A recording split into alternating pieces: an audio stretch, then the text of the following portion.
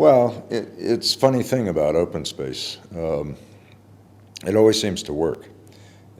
Work in the sense that people get together, they get deeply involved in the discussions as long as they really care to. And it's interesting. There's never been a great deal of funding put or institutional backing or anything else. And really of its own accord, it's spread totally around the world. I mean, at this juncture, I don't think there isn't a continent where it hasn't been done and hasn't been done, I won't say as an everyday phenomena, but quite often.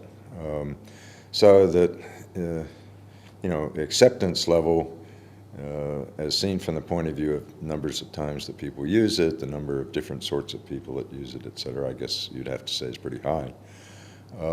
The other side of it is that it's always amazing to me how groups will, or companies or something will say, I never really heard of that, when in point of fact it's been done right there. And I think part of it is that what happens in open space just contravenes what people think should happen in a meeting, and the productive results are typically so far in excess of what you might anticipate that it just sort of goes off the scale.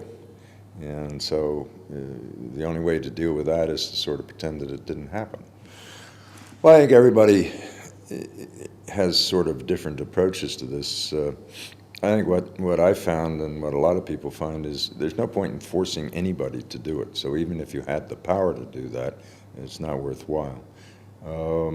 But we find that open space works very well in any situation where you've got a real issue of genuine concern that's just so big, so complex, and whatever, that nobody can get their arms around it. And where some sort of decisive action is required within a reasonable period of time, or even an unreasonable period of time. And for most organizations today, something like that happens just about once a week, if not daily. So that the opportunities are almost endless. And in most cases that I get involved in, I've never tried to persuade anybody to do it. It's always been the case of, we've run out of options. What we need to do has to be done yesterday. Can you think of a way to do it? And we go from there. At the core of it is, I think, is the process of self-organization, which, 30 years ago, those words weren't even invented. But I believe the scientific community at this juncture is pretty much at a point of consensus that even though we may lack the details about exactly what the preconditions are and exactly what it does and how it works, that it occurs, I think is pretty much of a given, whether you're talking to physicists or biologists or whatever. Where there's been real resistance to thinking of self-organization is with so-called human systems. And I think the reason is largely a matter of ego, because for an awful lot of people, their self-worth is defined by, well, this is my organization and I created it, and should it turn out that it actually happened all by itself, this would be rather difficult. But, leave that to one side. I think the case is that the reason you can take 1,500 people and with 15 minutes instruction and less than an hour of further activity, bring them to the point where they were productively engaged in very complex activities, unsupervised by anybody except themselves, and being able to bring all of that to successful and productive conclusion with work groups, with issues accomplished and so forth and so on. There is no other, if you will, scientific theory that I know of that would account for that. Standard theory of organization tells you that to do a meeting like that, you will require at least a year and hundreds of facilitators and et cetera. And yet our experience time and time again, even with extraordinarily complex projects like, redesigning the doors on airplanes for Boeing aircraft, or building a $200 million pavilion, and the stories go on, it happens. And so I guess for lack of a better explanation, it seems to be the one that works at the moment. There's really no necessity to let go of something you never had in the first place. And I think one of the delusions of contemporary management thinking is to think that they were actually in control. They are, to the extent that there is, if you will, a conspiracy of everybody. It's very much like the emperor's clothes. As long as we all think the emperor is naked and for psychological reasons or whatever is necessary to maintain his clothing, he's got clothes on. But, somewhere around is the little kid who says, wait a minute, that dude is buck naked. And so, it really seems to me that whether you're talking about management or whether you're talking about, political figures, there was the notion that they were actually in charge, and there is a great deal of pressure, if you will, or need on the part of the people who are, whatever, run by them, to maintain that. Because if somebody isn't in charge, I'm in trouble, or maybe even worse, I'm responsible. But I think there's been a real shift, and it's interesting. 5-6 years ago, I actually knew senior executives who would look you in the eye and say, I am in charge, and mean it. I mean, that's what they meant. And truthfully, I don't know anybody like that today. They will say it. They will say it, to their board of directors, maybe to their employees or whatever, but take them out for a Foster or two, and, are you really in charge? I mean, do you actually understand the full complexity of the world that you're living in? I mean, if you're in business, what you do is radically affected by the rise or fall of the US dollar or the Japanese yen or whatever, over which you have absolutely no control. So the vast majority of things that you'd really have to control in order to be in control, everybody knows they aren't. And add to that just the rapidity of change that we all face with, and suddenly you find yourself in a situation where even if you did generally understand what was going on, it suddenly changes in an instant and you're back where you were. So at some level, what we're talking about in open space is not strange.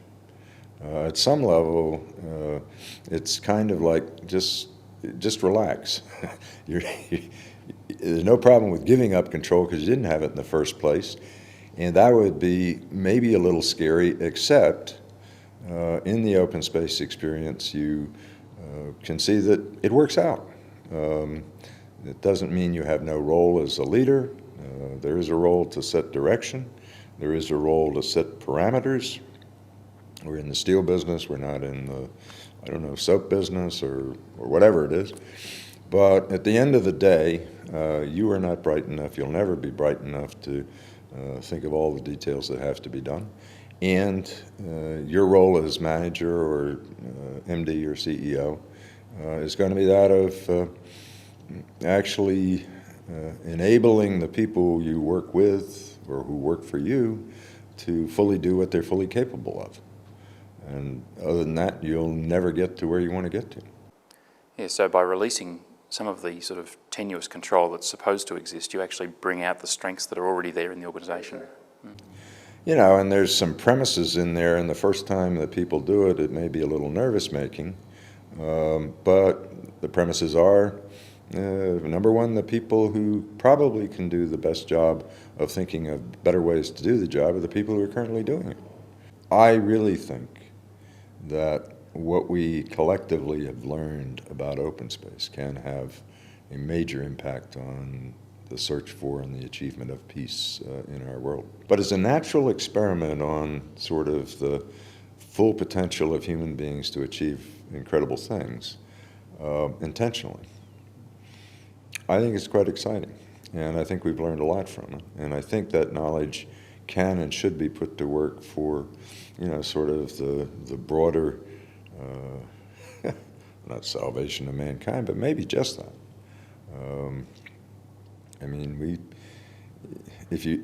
It's not at all impossible, and there are a number of gloom and doom folks who are currently doing it, is simply run out sort of the current storyline, and you end up with a pretty dismal final act.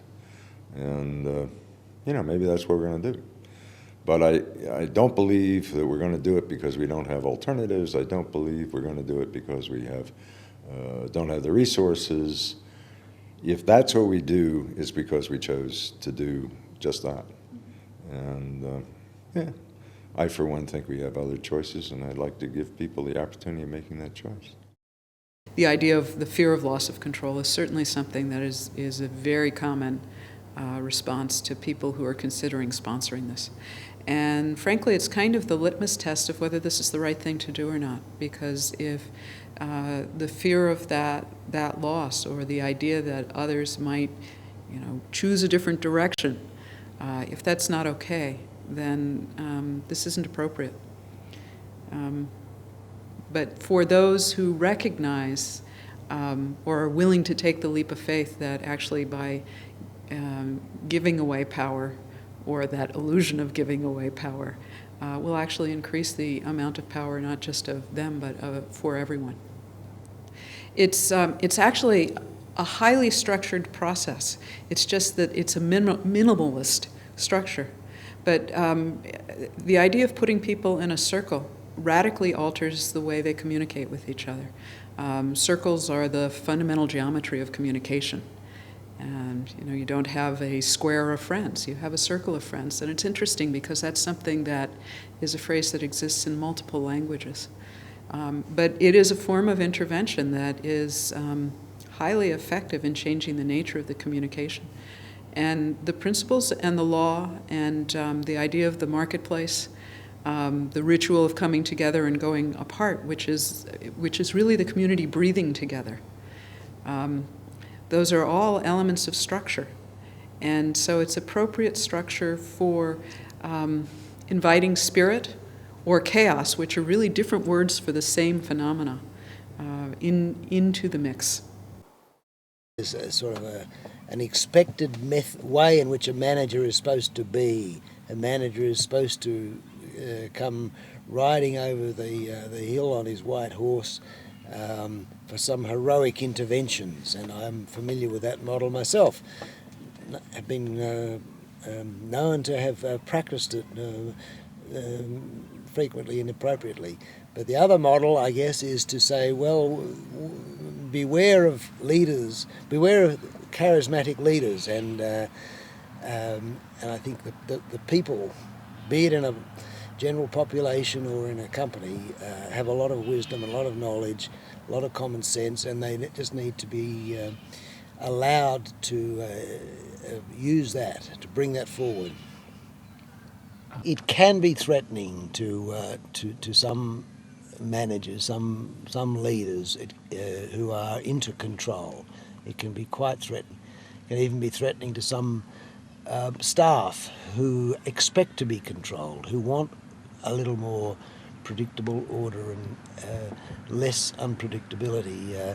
So I can see that it's challenging, but to anyone who is doubtful about it, I would say have a go, try it out, and the biggest challenge will be to the manager or the leader himself, not to the people. The people will love it. The manager might be threatened. It's like riding a bike or swimming or something. You've got to dive in or hop on the bike and experience it. You can have a few, learn a little bit about it first, but you learn by doing.